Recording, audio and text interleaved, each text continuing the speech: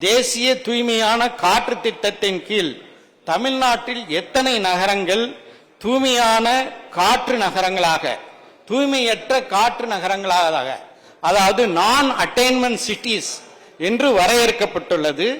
அந்த நகரங்களில் இந்த காற்று மாசை குறைப்பதற்கும் காற்றின் தரத்தை உயர்த்துவதற்கும் அரசு என்ன நடவடிக்கை எடுக்கின்றது என்பதை மாண்புமிகு அமைச்சர் அவர்கள் விளக்கம் அளிக்க முன் வருவாரா என்று கேட்டு விடைபெறுகிறேன். பேராசிரியர் வகுப்புல 1 மணி நேரம் பேசணும், கேள்வினாலும் அப்படிதான் கொஞ்சம் கூடுதலா கேட்பாங்க.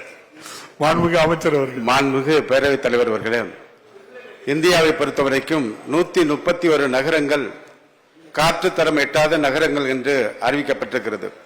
அந்த அடிப்படையில் தமிழ்நாட்டில் 4 நகரங்கள் மட்டும் அறிவிக்கப்பட்டிருக்கிறது. அதில் சென்னை, திருச்சி, மதுரை, தூத்துக்குடி ஆகிய 4 நகரங்கள் மட்டுமே இன்றைக்கு காற்றுத்தரம் எட்டாத நகரங்களாக அறிவிக்கப்பட்டு அதற்காக பல்வேறு நடவடிக்கைகள், எஸ்டிபி போன்ற பல்வேறு நடவடிக்கைகள் தொடர்ந்து மாண்புமிகு தமிழ்நாடு முதலமைச்சர் அவருடைய வழிகாட்டுதலில் இன்றைக்கு செயல்படுத்தப்பட்டிருக்கிறது.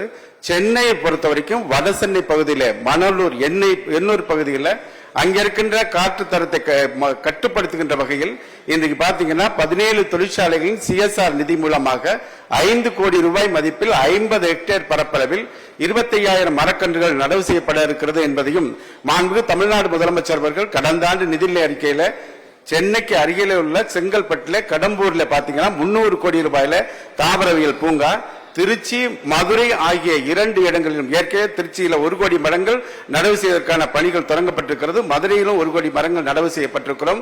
அதே மாதிரி தூத்துக்குடியிலும் பல்வேறு நடவடிக்கைகள் மேற்கொள்ளப்பட்டிருக்கிறது. தூத்துக்குடியிலே 200 ஏக்கர் பரப்பளவில் விரைவில் பசுமை பூங்காவும் அமைக்கப்பட இருக்கிறோம் என்பதை மாண்புமிகு பேரவைத் தலைவராக மாண்புமிகு உறுப்பினர்களுக்கு தெரிவித்துக் கொள்கின்றேன். செய்திகளை உடனுக்குடனும் துல்லியமாகவும் தெரிந்து கொள்ள சப்ஸ்கிரைப் பண்ணுங்க.